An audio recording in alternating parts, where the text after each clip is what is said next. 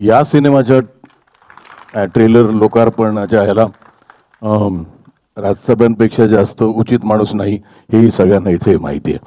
कारण कुठेतरी त्यांचे जे थॉट्स आहेत महाराष्ट्राबद्दल काही ते कुठेतरी आमच्यात थोडेसे झिरपलेत. त्यामुळे त्यांनी आज इथे असणं हे राईट आहे ॲब्सोल्युटली. की महेश कोठारेंना सांगितलं पाहिजे खरं तर झपाटलेला 2 हा चित्रपट महेश मांजरेकरवरती काढावा त्यांनी. खरंच झपाटलेला आहे तो की हिंदी चित्रपटसृष्टीमधले यश चोपडा तसे मराठी चित्रपटसृष्टीमधले महेश मांजरेकर एवढं निश्चित आहे. माझ्या समोर छोटा होता बालवनमध्ये, आज खूप मोठा झाला.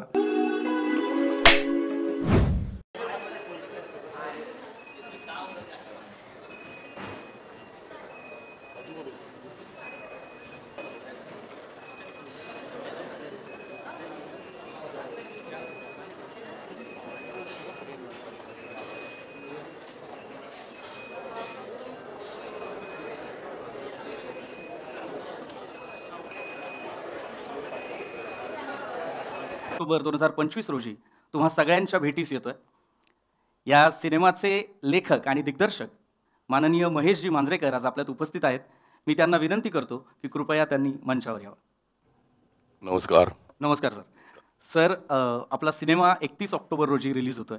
संपूर्ण महाराष्ट्रात, भारतात प्रदर्शित होतोय. या सिनेमाच्या निमित्ताने मी तुम्हाला तुमचं मनोगत व्यक्त करण्यासाठी सांगेन की जेव्हा जेव्हा तुम्ही छत्रपती शिवाजी महाराजांविषयी बोलता, त्यांच्याविषयी तुमच्या कलेतून काहीतरी सांगण्याचा प्रयत्न करता, तेव्हा तुमच्या मनात नेमके विचार काय असतात आणि तुम्ही महाराष्ट्राला काय सांगू इच्छिता? खूप झाले प्रश्न, पण तरी नमस्कार. छत्रपती शिवाजी महाराजांबद्दल सिनेमाच्या दुसराच आहे. पहिला विषय वेगळा होता, त्याचा संदर्भ वेगळा होता. एकतर हा पार्ट 2 नाही आहे त्या सिनेमाचा, हे मला आधीच क्लिअर करायचं आहे. हा सिनेमा वेगळा आहे, त्याचा विषय वेगळा आहे.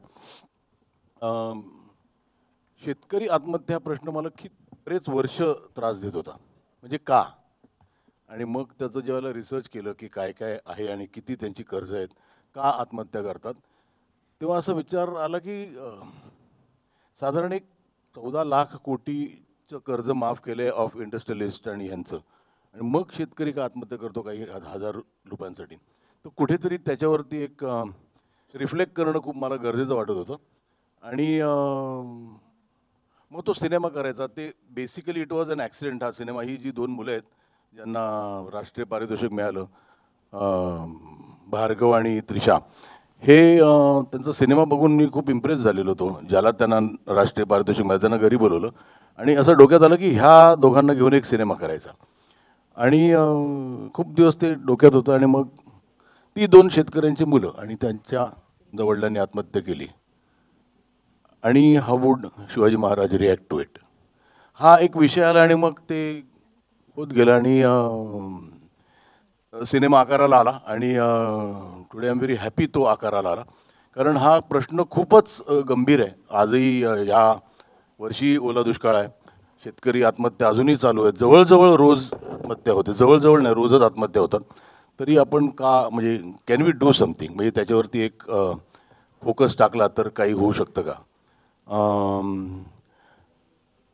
सिनेमा हिरो हिरोईन नाही आहे सिनेमात.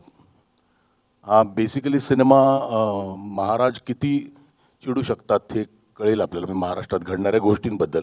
त्याबरोबर इतरही गोष्टी आहेत जे आपल्याला ॲड्रेस करायच्या त्याच्यात. मराठी माणूस हा याची गोष्ट आहेच ती. आपल्याच राज्यात आपलीच कुचंबना होते का, आणि how would Maharaj react to it. 2-3 गोष्टी एकत्र करून हा सिनेमा झाला.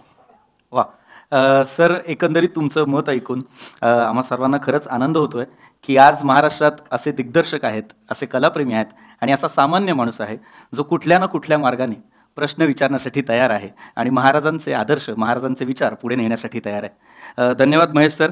आता मी जास्त तुमची उत्सुकता शिकायला नेत नाही, कारण यापूर्वी टीजर आला होता, त्यामुळे महाराष्ट्रातील प्रत्येक माणसाला खूप उत्सुकता लागून राहिली होती की काय सिनेमा असणार आहे.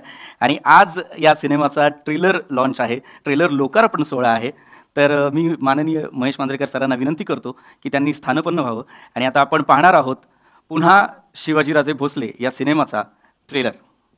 घडणाऱ्या छोट्या छोट्या समस्यांसाठी आपण इतके प्रतिक्रियावादी असतो, इतके संवेदनशील असतो, पण आपल्या महाराष्ट्रातल्या पोशिंद्यासाठी, आपल्या शेतकऱ्यासाठी आपण इतके प्रतिक्रियावादी कधीच होत नाही, त्याच्यासोबत आपण कधीच उभे राहत नाही असं मला नेहमी वाटत होतं. पण या ट्रेलरनंतर, हे पाहिल्यानंतर मला फार असं मनापासून वाटतंय की हा सिनेमा आम्हा तरुण पिढीसाठी, इथल्या तमाम सामान्य प्रेक्षकांसाठी, इथल्या कलाकारांसाठी, महाराष्ट्रातल्या प्रत्येक त्या माणसासाठी शिवाजी महाराजांचा आदर्श आणि त्यांची प्रेरणा घेऊन या पोशिंद्यासाठी, आपल्या शेतकरी बांधवांसाठी काहीतरी जरूर नक्की करेल. आणि हा माझा शब्द आहे सर. जोरदार टाळ्या झाल्या पाहिजेत या ट्रेलरसाठी. सर, हा सिनेमा करत असताना मी तुम्हाला पाहिलंय, मी सुद्धा या सिनेमाचा छोटासा भाग असल्यामुळे मी तुमचं या विषयावरचा तुमचा अभ्यास, तुमचं विजन फार जवळून पाहिलंय, अनुभवलंय. आणि या ट्रेलरमधून ते खरंच आणखीन प्रखरतेने दिसतंय की तुम्हाला काय मांडायचं आहे. महाराज असते तर ते आज काय बोलले असते, काय सांगितलं असतं, काय मार्ग दाखवला असता आपल्याला. खूप खूप धन्यवाद महेश सर.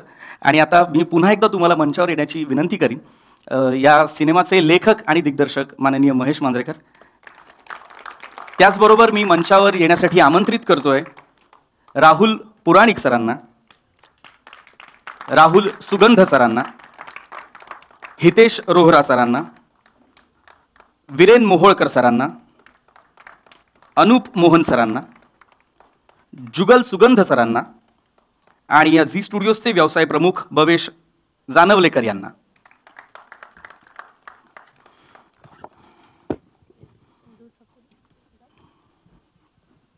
प्लीज या सर.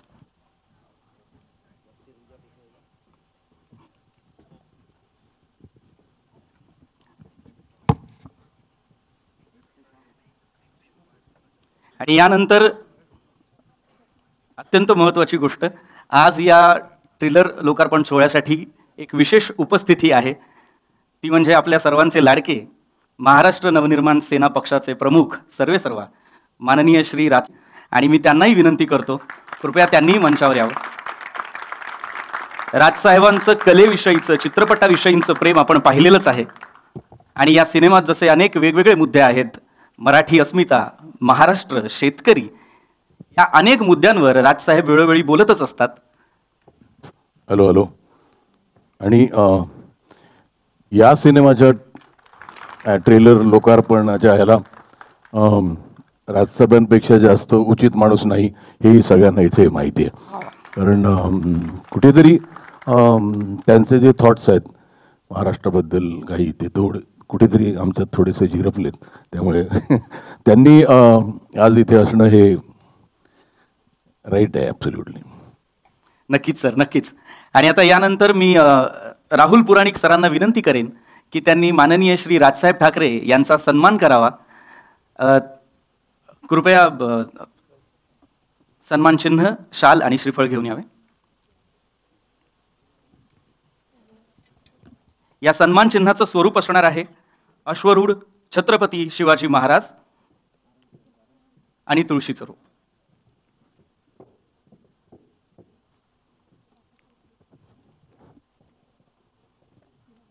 एकदा जोरदार टाळ्या झाल्या पाहिजेत.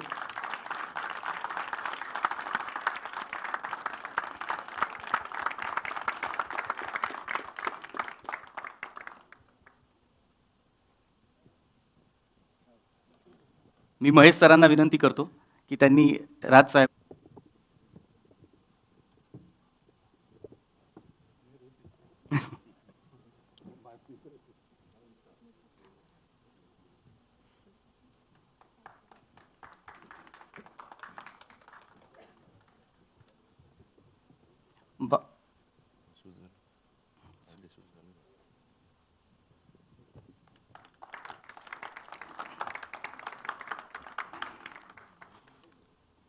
मी राजसाहेबांना विनंती करेन की त्यांनी कृपया या ट्रेलर लॉन्चबद्दल, हा ट्रेलर पाहिल्यानंतर आपलं मनोगत व्यक्त करावं.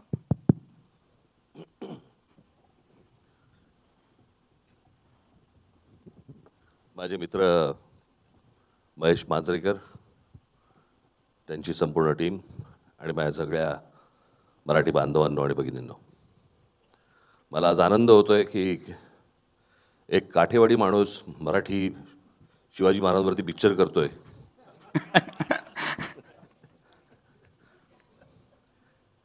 खरं तर मी ट्रेलर बघताना मला सुचत होतं की महेश कोठारेंना सांगितलं पाहिजे खरं तर झपाटलेला 2 हा चित्रपट महेश मांजरेकरवरती काढावा त्यांनी. खरंच झपाटलेला आहे तो.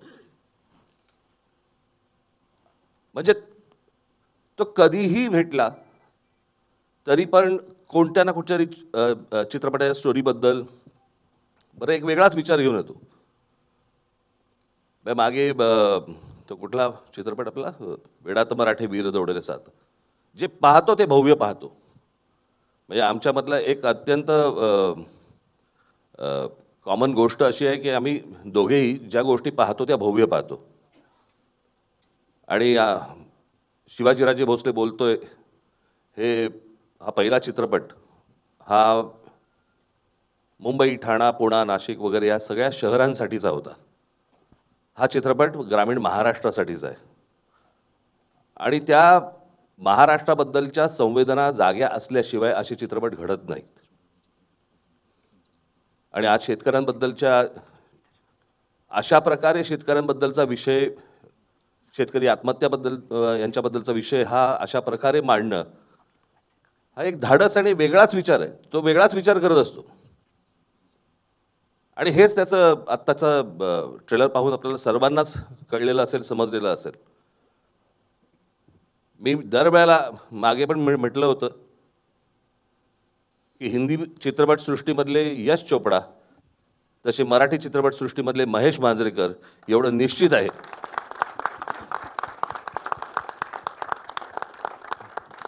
आणि याही चित्रपटाला मला असं वाटतं महाराष्ट्र प्रचंड उचलून धरेल अशी मला पूर्णपणे खात्री आहे. शिवाजी महाराजांवरती अनेक चित्रपट आले, लोकांनी आजपर्यंत उचलून धरले, परंतु ते खरंच शिवाजी महाराजांवरचे ऐतिहासिक चित्रपट होते जे मराठीमध्ये आले. हा वर्तमान आणि भूतकाळ यांच्या संगमावरचा एक अप्रतिम चित्रपट आज महेश मांजरेकर इथे घेऊन येत आहेत. मला असं वाटतं महाराष्ट्रातली मराठी जनता ही तसाच चित्रपट उचलून धरेल अशी मला आशा आहे, खात्री आहे. झी बरोबरच आहे आपल्या.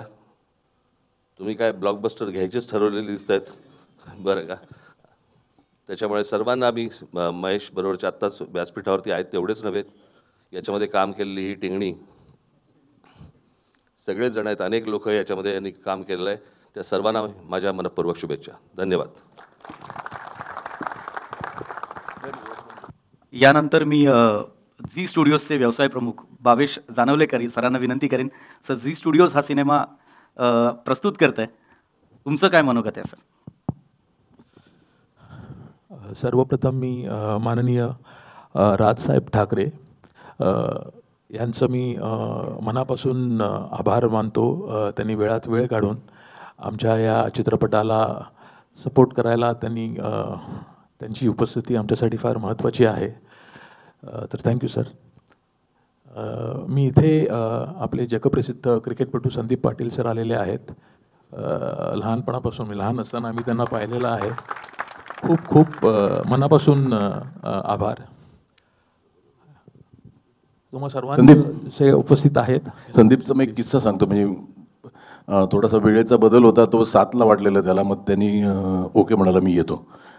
मग 5चा सांगितलं तर तो म्हणाला, रे माझ्या नातवाचा आज नातीचा वाढदिवस आहे. पण तो म्हणाला, डोंट वरी, मी नातीचा वाढदिवस 7 वाजता सादर करून पण इथे येऊन जाईल. Sandeep please come on the stage.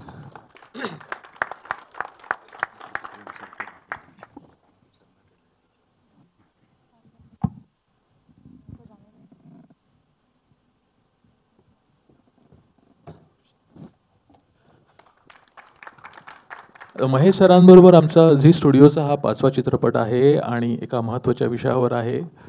आणि चित्रपट बघितल्याबरोबर झी स्टुडिओजने याचं भाग होणं अपरिहार्य होतं असं मला वाटतं. आणि होपफुली हा चित्रपट एक मैलाचा दगड ठरेल याचा मला विश्वास वाटतो. थँक्यू. आणि यानंतर आत्ताच मंचावर उपस्थित असलेले नुकतेच आलेले संदीप पाटील सर. सर, मी तुम्हाला विचारेन, हा ट्रेलर पाहिल्यानंतर तुमच्या प्रतिक्रिया काय आहेत? नमस्कार मंडळी, व्यासपीठावरील सर्व मान्यवर, माझा मित्र महेश माझ्यासमोर छोटा होता बालवनमध्ये, आज खूप मोठा झाला. अभिमान आहे राजचा. महेश, तुझा पण उत्कृष्ट हा प्रयत्न राहिलेला आहे आणि जसं राज पण बोलला की निश्चितच सर्वांना हा आवडेल. एक मला सांगावंसं वाटतं की हे आडनावमध्ये जे कर आहे ना, हे काहीतरी वैशिष्ट्य असतं. तुम्ही मांजरेकर, विजय मांजरेकर म्हणा, वाडेकर म्हणा, सोलकर म्हणा, गावस्कर म्हणा, वेंगसरकर म्हणा, इकडे भालजी पेंढारकर म्हणा, मंगेशकर, पाटेकर, तेंडुलकर सगळे आणि मांजरेकर. हे करमध्ये काय आहे मला कळत नाही, पण हे करनी काहीतरी कर, सारखं काहीतरी करत राहा आणि आम्हाला असा आनंद देत राहा, असंच मी म्हणेल. सर्व जे कलाकार आहेत त्यांचं सुद्धा मी अभिनंदन करतो. फार उत्कृष्ट काम झालेलं आहे. छोटी पण खूपच गोड दिसलेली आहे. सो मला खात्री आहे की हा उत्कृष्ट चित्रपट खूप खूप गाजेल. थँक्यू. धन्यवाद. धन्यवाद. धन्यवाद संदीप सर. यानंतर मी सर्व निर्मात्यांना विनंती करतो की त्यांनी कृपया स्थानपन्न व्हावं. महेश सर आणि राजसाहेब, तुम्ही कृपया मंचावर थांबावं 2 मिनिटांसाठी. आणि मी आपल्या सिनेमातील सर्व कलाकारांना आणि तंत्रज्ञांना मंचावर येण्याची विनंती करतो.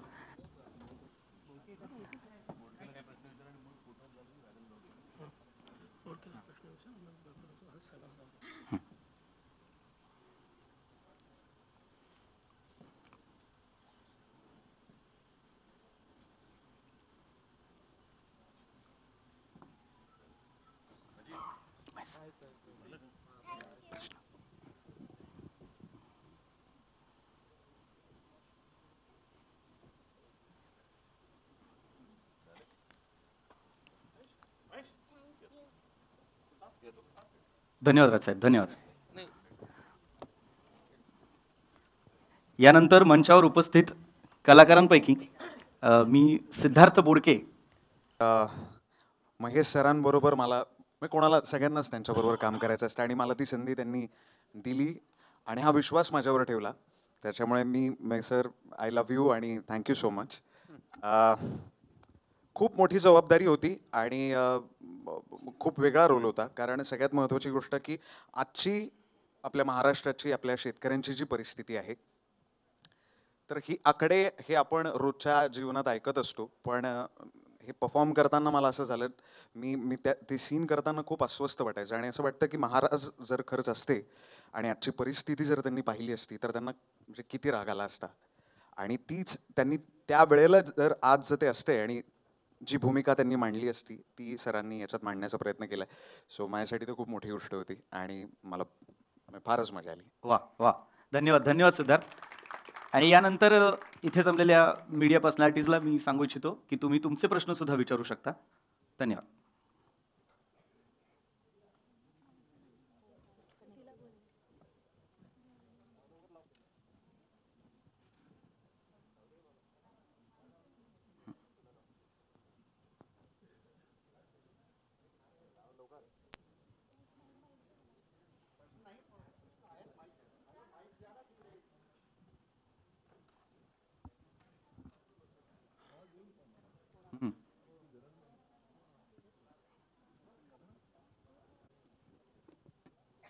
नमस्कार, मी कल्पेश राजकुबल, महाराष्ट्र टाइम्स.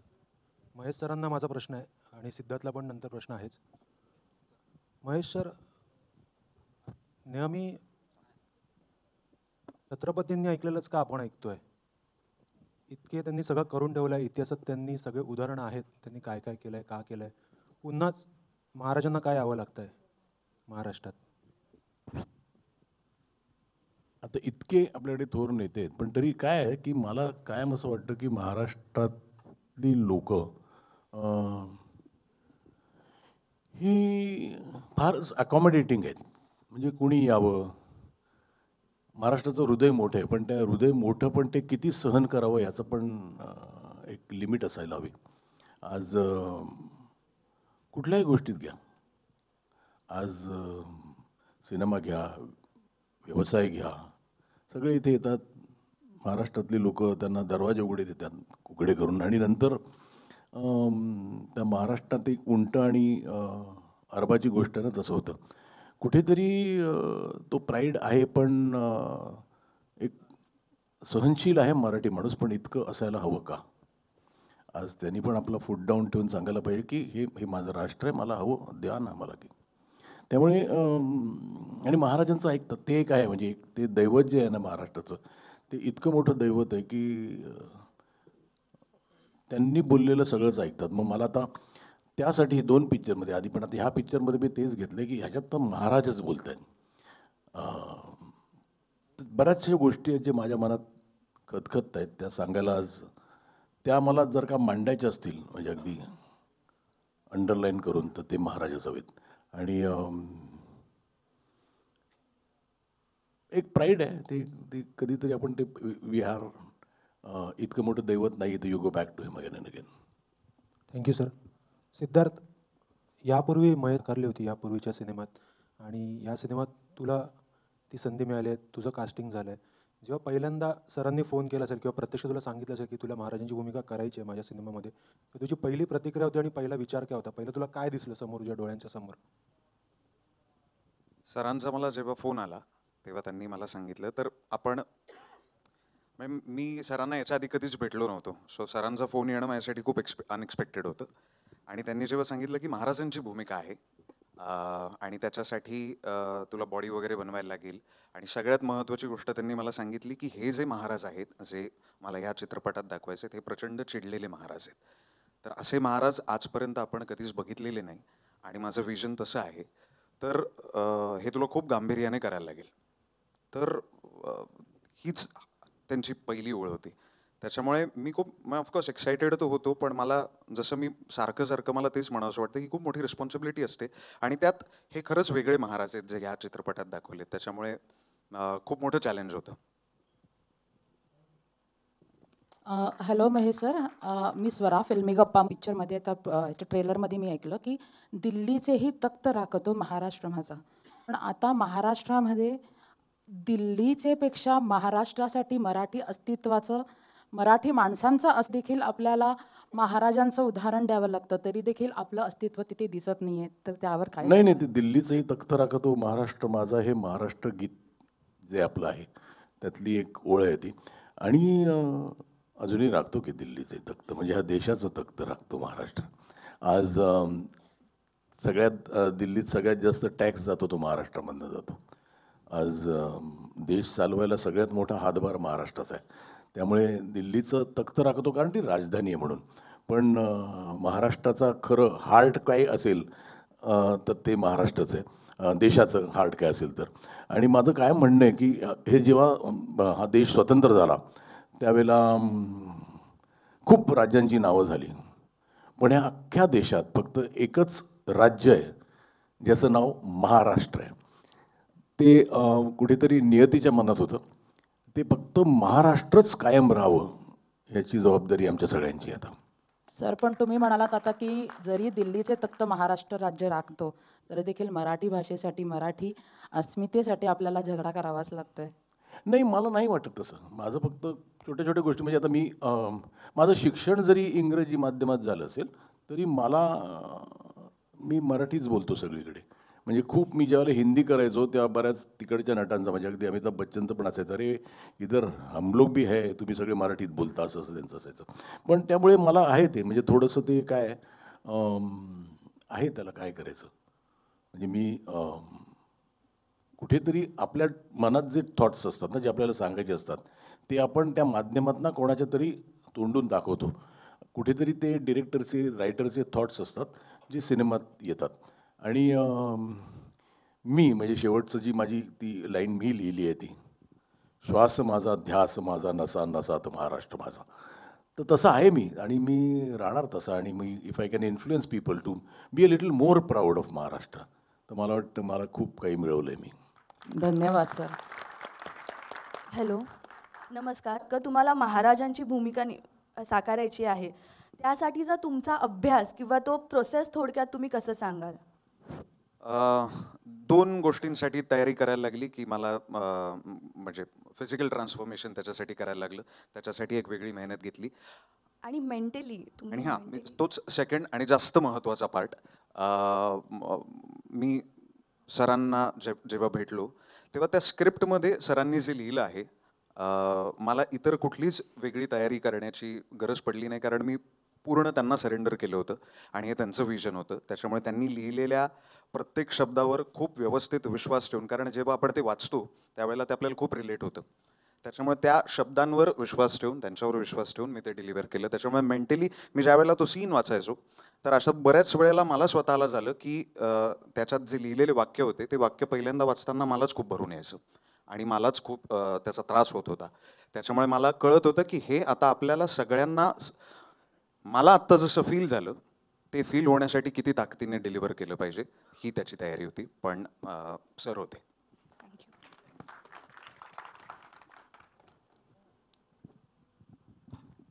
सर, माझा आपला तेव्हा छत्रपती शिवाजी महाराजांची भूमिका आपल्याला साक्षात टी व्हीवर पाहिली, म्हणजे आपण त्यांना पाहिलं आणि इथे पण हाच फॉर्मॅट आहे, पण थोडासा ट्विस्टेड आहे तो फॉर्मॅट. आणि मग ती कल्पना तुमच्या डोक्यात कुठून आली किंवा तो थॉट कसा होता?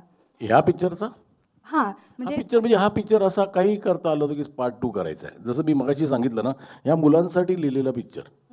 म्हणजे मी थोडासा सेल्फिश झालो की हा मुलांचा पुढचा पिक्चर माझा हवा आहे, कारण यांची कामं बघून मी खूप इम्प्रेस झालो होतो.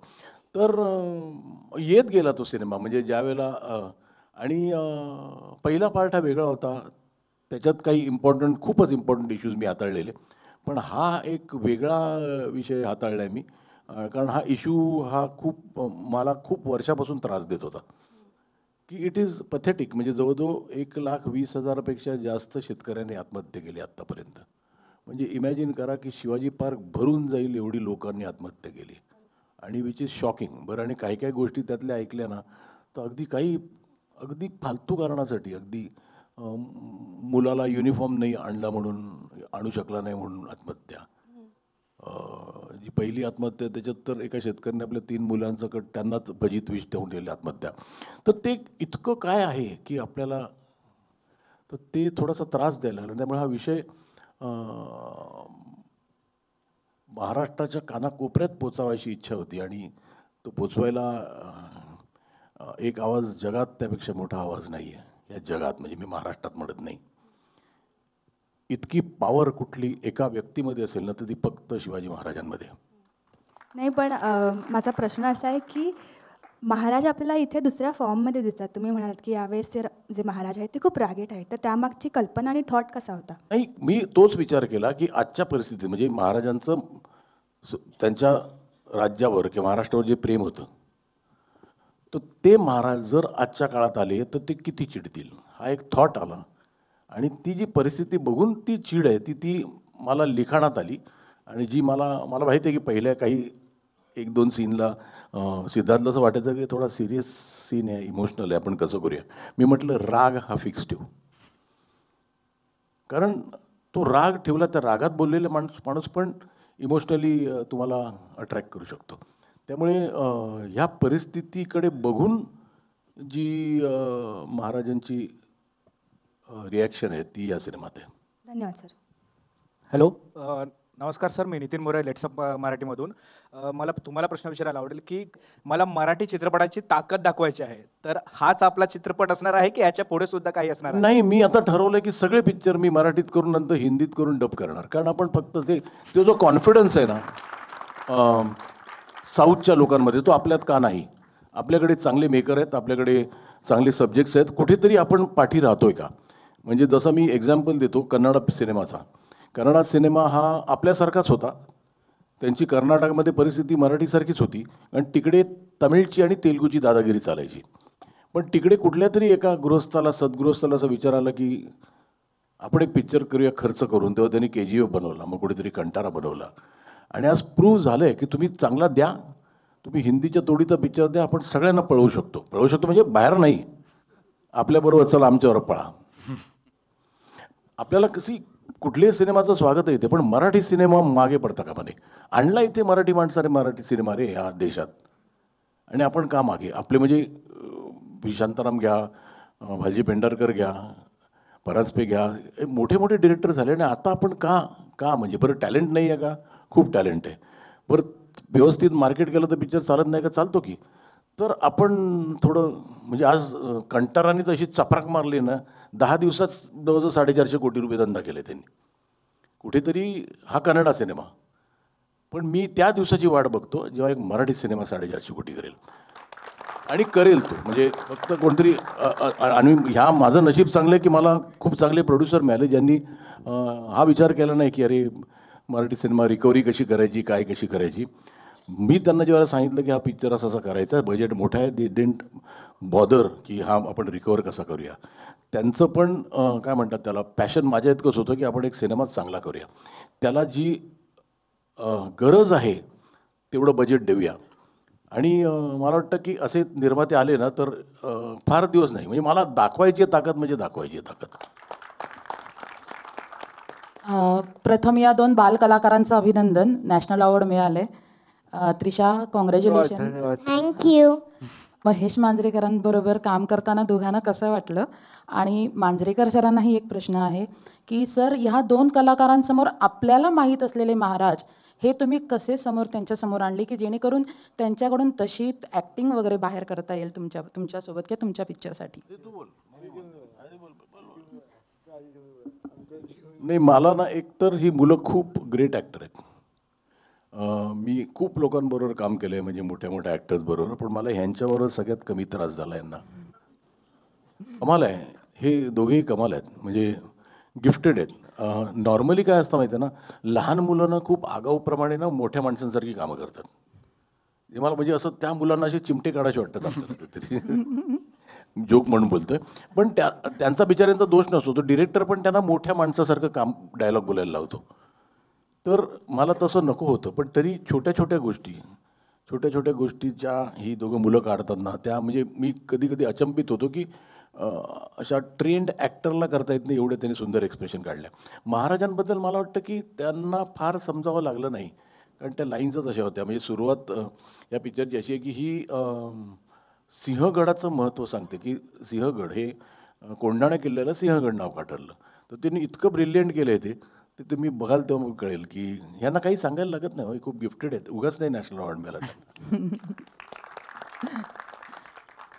त्रिशा, तुला कसं वाटलं महेश सरांबरोबर काम करताना? छान वाटलं महेश सर सोबत काम करायला. Okay, thank you so much. तू पण मला सांग, तुलाही कसं वाटलं? मला खूप मजा वाटलं महेशांबरोबर काम करायला. माझी खूप मोठी अपॉर्च्युनिटी होती. एकदा महेशांबरोबर काम करायला आणि माझी कंप्लीट झाली film. Thank you so much sir. Okay, thank you. Thank you.